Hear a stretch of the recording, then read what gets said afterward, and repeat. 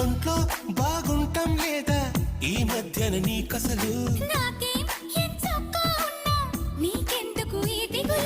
అంతా సరిగానే ఉంటే ఇరుపెక్క ఏం కళ్ళు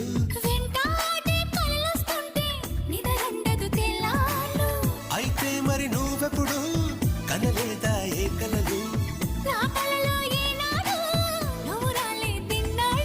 అదిగో ఆ మాటే నీ నోటే చెప్పించాలనుకున్నా దీన్ని లవ్ లవ్ పడిపోవడం అంటూ